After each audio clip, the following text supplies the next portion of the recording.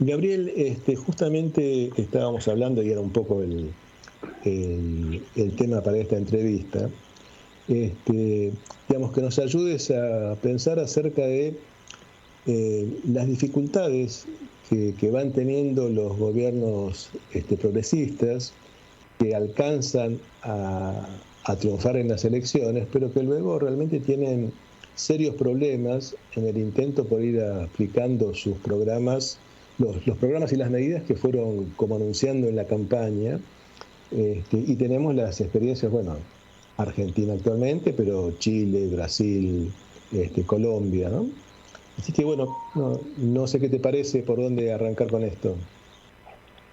Bueno, lo primero que les diría es que estas limitaciones que enfrentan los gobiernos para poder llevar adelante su programa y su gestión no son exclusivas de gobiernos de orientación progresista. Hoy en nuestra región también gobiernos de orientación conservadora enfrentan los mismos problemas. El ejemplo más reciente es el de Ecuador, donde frente a la posibilidad de un juicio político, el presidente conservador Guillermo Lasso optó por este instituto constitucional que tienen en Ecuador de la muerte cruzada y adelantó las elecciones, tanto para su propio cargo, para el cual no se va a volver a presentar, como para la renovación de la totalidad del Congreso. Entonces, ampliaría un poco la mirada respecto de la inestabilidad política y la dificultad de gobernar después de conseguir una mayoría electoral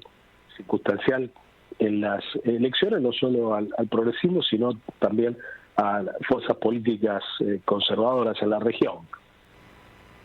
Sí, yo pensaba, cuando vos estás planteando esto, que tal vez uno pueda encontrar ahí un matiz en el sentido que los gobiernos progresistas por ahí están más sometidos a riesgos de desestabilización por operaciones de las organizaciones y las instituciones de las derechas latinoamericanas o mundiales, mientras que los gobiernos más liberales o de derecha, digamos, están sometidos por ahí al riesgo de perder elecciones, pero yo no sé si a tanto riesgo de desestabilización por parte de factores de poder, ¿no?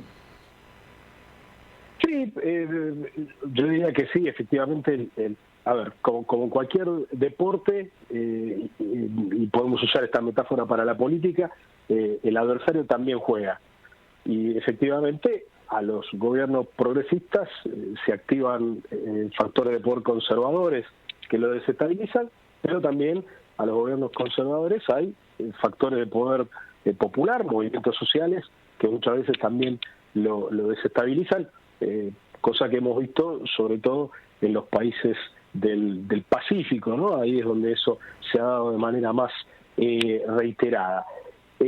Pero para dar el marco general en el cual se dan estos procesos de inestabilidad política, hay que pensar varios factores. Algunos son factores constitucionales originarios de nuestros países. Los países de todo el hemisferio occidental, de las Américas, copiaron básicamente la constitución de los padres fundadores de los Estados Unidos, la Constitución de 1776, una constitución que preveía esta situación de lo que se llama gobierno dividido, es decir, una legitimidad va al Ejecutivo, que elige un presidente, y otra legitimidad conflictiva con esta primera va al Congreso. Y al no adoptar sistemas parlamentarios donde el Ejecutivo depende estrictamente de la mayoría parlamentaria, tenemos un arreglo constitucional en todos nuestros países que puede dar como resultado presidentes que no tienen mayoría en los congresos. Eso es un factor de inestabilidad estructural y que viene directamente con la Constitución, que no es simplemente un factor de inestabilidad de este momento histórico que estamos viviendo, sino que viene desde la adopción de los marcos constitucionales. Sí. otro elemento es que, por supuesto, la idea de gobierno dividido que tienen nuestras constituciones venía de la mano de la idea de partidos que, aún siendo distintos, iban a encontrar terrenos de colaboración. Entonces hemos visto a lo largo de muchos años en distintos países que, a pesar de elegirse presidente de un color que no controlaban el Congreso, los partidos en los congresos, en los parlamentos, se encontraban terrenos de colaboración que hacían posible el desarrollo de un programa de gobierno. La coyuntura histórica en la que estamos ahora es una coyuntura histórica de una enorme polarización de los sistemas políticos prácticamente en todos los países del mundo. Empezando en nuestra región por los propios Estados Unidos, donde, como decíamos, se origina nuestro sistema constitucional, y donde, por ejemplo, hace poquitas semanas asistimos a una pulseada entre el presidente Biden y el Congreso, controlado en la Cámara Baja por los republicanos, que le impedía prácticamente llevar adelante su acción de gobierno, porque no le permitía tomar más deuda como gobierno. En esos contextos de mayor polarización política vemos fenómenos como la activación de la cláusula de juicio político en el caso brasileño, en el caso paraguayo en el 2012, y entonces a esta cuestión del gobierno dividido se le suma la imposibilidad de encontrar ningún terreno común entre las fuerzas que tensionan los sistemas políticos de la región, y tal vez ese sea el punto en el que nos encontramos ahora. Tal cual, sí. Y digamos, estas situaciones digamos, plantean las dudas de qué estrategias poder poner en funcionamiento para lograr una de dos, o cierta estabilización de la situación, o en el mejor de los casos lograr avances. García Lineras plantea que los progresismos, si se detienen, pierden, ¿no? Y que en realidad lo que haría falta es más audacia. La pregunta, si uno toma estos planteos, una pregunta sería, bueno, sí, está bien, hace falta más audacia y no detenerse, pero están dadas las condiciones. ¿Cuáles serían las condiciones imprescindibles, ¿no?, para poder avanzar en esas líneas? Bueno, esa es la pregunta probablemente del millón, ¿no? Porque uno puede ver gobiernos que hoy están muy desafiados en su estabilidad, como el gobierno de Gabriel Boric en Chile, que después de ganar las elecciones trató de mantener el impulso de las movilizaciones populares del año 2019, que arrancaron en octubre del 2019, y apostar fuerte a la continuidad de un proceso constituyente que finalmente se le vuelve en contra. Entonces, bueno, ahí hay un gobierno que efectivamente al principio intentó aplicar esta idea de García Linera de que detenerse es perder, e igual manteniéndose en movimiento se chocó con una pared. Y ahí me parece que es donde entran las cuestiones más estructurales que enfrentan las democracias contemporáneas, y sobre todo las democracias en esta segunda década de los años 2000, porque nosotros vimos una fase previa de gobiernos progresistas en América Latina, que estuvieron en gran medida acompañadas por dos elementos estructurales que ayudaron al despliegue de estrategias audaces, como en el caso de Brasil, la incorporación de más de 40 millones de brasileños a la posibilidad del consumo cotidiano, de la incorporación de grandes contingentes a la clase media, que estaban acompañados por dos factores en el caso brasileño: los altos precios de las commodities, de los cuales se beneficiaron la mayoría de los países de la región, ya fuera el petróleo venezolano, el cobre chileno, los minerales bolivianos o la soja en el caso de Paraguay, Argentina y Brasil, y en el caso de Brasil también de altas tasas de interés que hacía que fluyeran capitales hacia Brasil en un momento que la tasa de interés en los Estados Unidos estaba baja. Con esos dos factores estructurales Lula tuvo condiciones estructuralmente favorables para aplicar un programa progresista. Vuelve Lula después de la traumática experiencia de Bolsonaro, pero también después de la experiencia fallida, sobre todo el segundo mandato de Dilma Rousseff, que termina con este golpe de Estado con pretexto de juicio político, pero que el gobierno de Dilma Rousseff, que ya tiene como telón de fondo una situación de tasas más altas en los Estados Unidos, lo cual hace menos atractivo Brasil para el capital financiero, y precios de las commodities menos generosos. Entonces cambiaron las condiciones estructurales y ahí es donde se activan todos estos problemas que mencionábamos antes, ¿no? Del marco constitucional, de la falta de control del Parlamento por el Partido de los Trabajadores.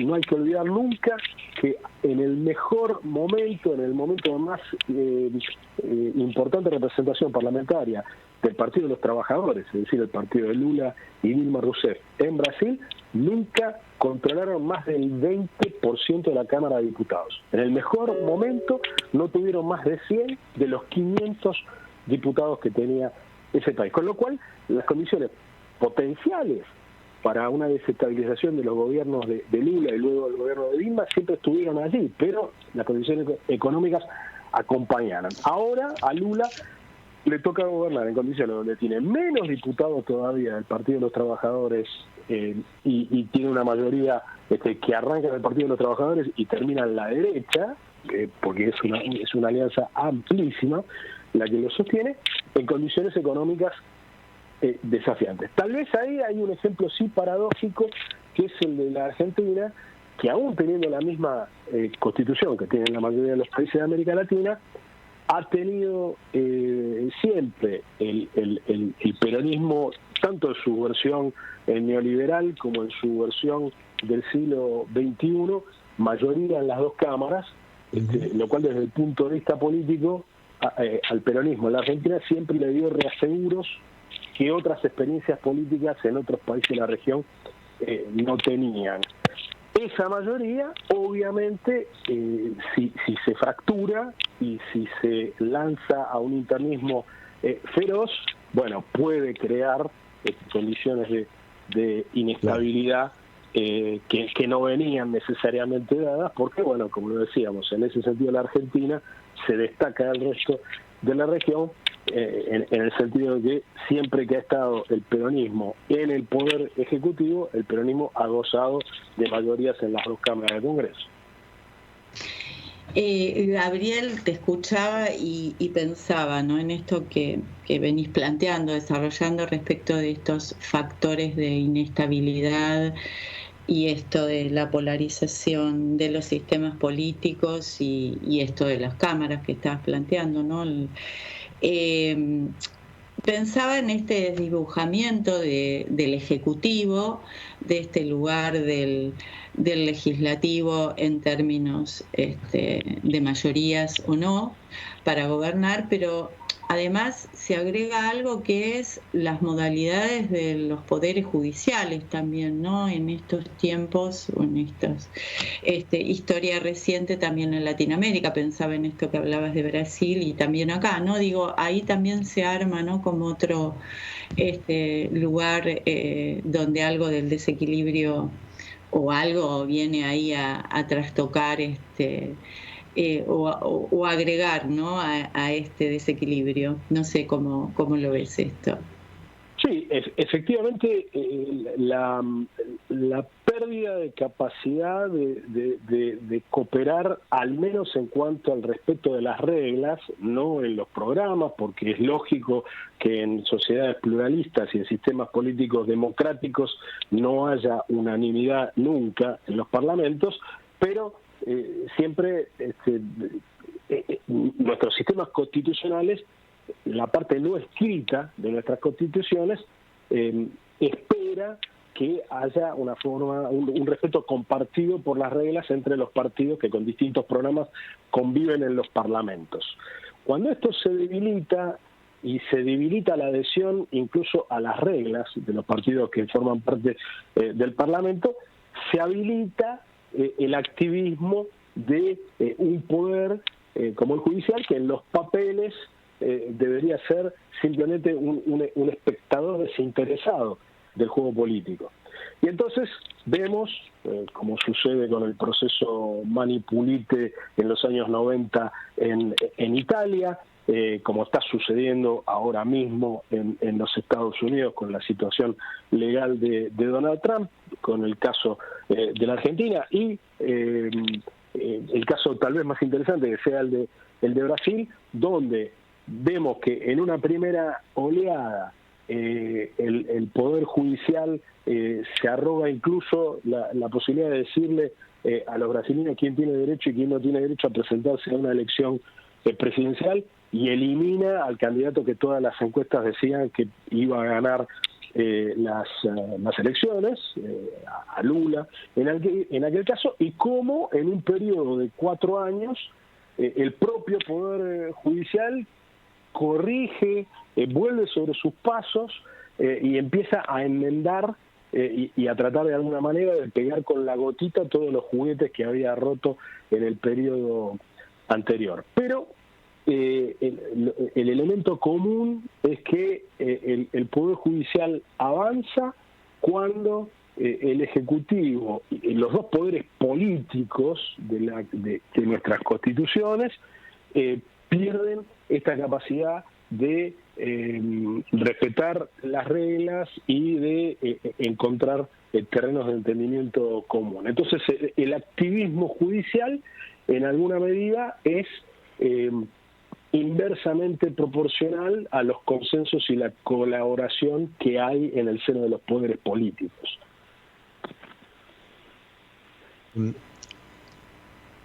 Se me ocurre que esto que vos estás describiendo, digamos, genera toda una cantidad de movimientos intentando realinear fuerzas y restablecer equilibrios. Yo me acuerdo, hace un tiempo, un par de años largos, se hablaba de una categoría para pensar los procesos políticos, en Argentina por lo menos, como de un empate catastrófico, ¿no? Yo no sé si esa categoría vos pensás que sigue vigente hoy para pensar algo de lo que está pasando. Bueno, a ver, el empate, la noción de empate catastrófico iba un poco más allá del sistema político y hablaba un poco de los sectores de poder económicos y las organizaciones populares en su capacidad de veto mutuo, ¿no? O sea, sí. La idea del empate hegemónico no viene estrictamente del análisis de las instituciones políticas, sino más bien del análisis socioeconómico de la estructura social argentina. No está claro hoy que los sectores subalternos tengan el poder de veto que alcanzaron en algún otro momento, y en ese sentido la cancha hoy parece estar más inclinada hacia los sectores del capital, y no parece haber un empate hegemónico en los términos que se empezó a hablar de empate hegemónico hace 30 o 40 años en Argentina. Pero sí, lo que se verifica dentro del sistema político, que hay una multiplicidad de actores que tienen que no tienen la capacidad de desplegar su propio proyecto, pero sí tienen fuerza suficiente como para impedir el pleno despliegue de las iniciativas del adversario. Y en este sentido, yo más que de un empate que imaginariamente es una metáfora que nos trae como a dos contrincantes simplemente, yo sugiero mirar un tablero más complicado de múltiples actores, donde hay múltiples actores relativamente débiles para llevar adelante sus proyectos, pero relativamente fuertes para impedir el despliegue del proyecto de los demás. Y esto se verifica tanto entre coaliciones, en el caso argentino, como al interior de las coaliciones. Y al interior de las coaliciones lo vimos como ejemplo paroxístico en estos 4 años de gestión del Frente de Todos, ahora Unión por la Patria, pero también lo estamos viendo hace por lo menos 3 o 4 meses al interior de una coalición a la que las encuestas hace 6 meses le daban la elección prácticamente por ganada, pero que ha tenido tantos problemas internos y tantos vetos mutuos en estos 6 meses que hoy apenas sí tiene garantizada la presencia en la segunda vuelta. Y esto entonces, pensando al interior de esas agrupaciones políticas, le da un valor especial a la lucha contra la fragmentación, ¿verdad? Bueno, obviamente sí, pero por el otro lado también plantea la pregunta de si estas situaciones de vetos internos a las coaliciones no hablan de coaliciones que también están mal diseñadas, ¿no? O sea, tal vez las fronteras que existen entre las principales coaliciones en Argentina son un poco artificiales, y esas coaliciones incluyen tanto actores que están lejísimos del pensamiento de los actores de la otra coalición, pero también sectores que están demasiado cerca del pensamiento de actores de la otra coalición. Digamos, cuando miramos, por ejemplo, cómo queda definido el cuadro para las elecciones primarias del 13 de agosto, lo primero que salta a la vista es que no hay ninguna candidatura de centroizquierda significativa, sino que más bien las candidaturas, algunas tienden a parecerse. Por supuesto que no todas se parecen, porque este es otro de los fenómenos contemporáneos. La radicalización asimétrica hace que hoy haya derechas muy extremas en sistemas políticos donde no hay izquierdas muy extremas, pero lo que estamos viendo de cara a las elecciones primarias es un cuadro que también lleva a preguntarse sobre la validez de esta geometría de coaliciones con las que llegamos a esta elección, ¿no? ¿Y te parece, de lo que vos analizaste, te parece posible que una salida pensable para estas fragilidades de los gobiernos populares, en principio, los no populares o los de derecha, los liberales, lo han intentado en otros momentos, me parece, pero que se busquen apoyar entre ellos regionalmente como forma de compensar ciertas debilidades estructurales, por ejemplo, bueno, las que mencionabas vos, ¿no? Sí, yo creo que esa sería una aspiración que ojalá los gobiernos tuvieran. Creo que algunos efectivamente la tienen, pero las situaciones nacionales específicas de cada uno de los gobiernos progresistas, para hablar específicamente de esta familia política, en este caso, tienen tantos problemas domésticos que es muy poco lo que pueden proyectar regionalmente, y es relativamente poco el tiempo que pueden dedicar a estrategias finas de cooperación entre ellos. En ese sentido, el tiempo que se perdió en la primera década de este siglo, donde se invirtió mucho más en la retórica de la integración que en la práctica de la integración, es un tiempo que, lamento decirlo, pero lo digo porque creo que los datos de la realidad nos marcan eso, es un tiempo que no se va a recuperar en esta década. Y entonces, las consecuencias de ese tiempo perdido, ¿cuál te parece que van a ir apareciendo, que van a ir siendo? Bueno, me parece que una de las consecuencias obvias es que al haberse congelado la integración regional en un momento que pudo haber avanzado, todos nuestros países tienden a tramitar sus problemas domésticos pensando en el auxilio que pueden obtener de actores extrarregionales, más que pudiendo apoyarse en los vecinos que enfrentan problemas parecidos.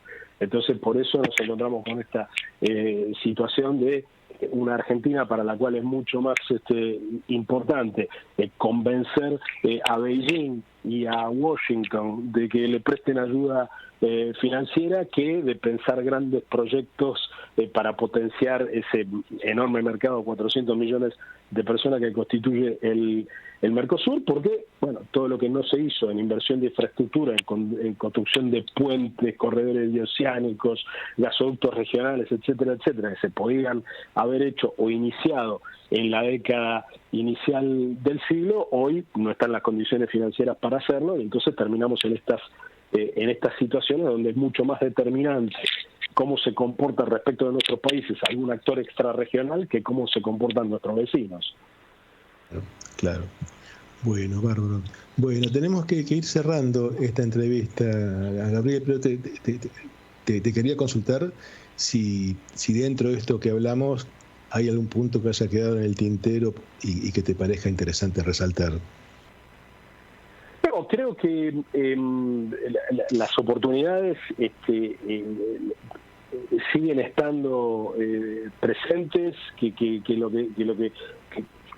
el panorama hoy no es un panorama de por sí alentador, pero que si nuestros gobiernos reservaran al menos un hemisferio del cerebro, de una parte de la imaginación política de los gobiernos a las cuestiones de mediano plazo, y no solo se ocuparan de las cuestiones de la emergencia, podría sí haber un camino que haga que salgamos de la emergencia de manera más saludable, dando pasos, no sin ton ni son, sino dando pasos donde la recuperación de la emergencia nos encamina en la dirección de una integración mayor de la región, ¿no? Me parece que esa posibilidad sigue estando si los gobiernos hacen ese esfuerzo de no estar 100% absorbidos por la coyuntura, 100%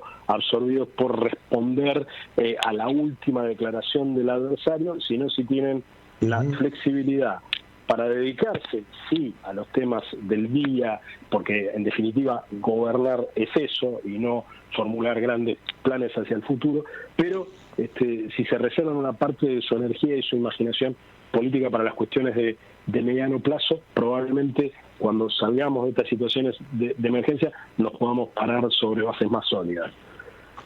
Bueno, bárbaro. Bueno, ojalá así sea. Me encantó tu metáfora que se reserva en una partecita del cerebro. Me encantó. En una de esas tenemos que no solo ir apelando a las ciencias políticas, sino a la neurociencia también para operar en este terreno, pero bueno, iremos viendo.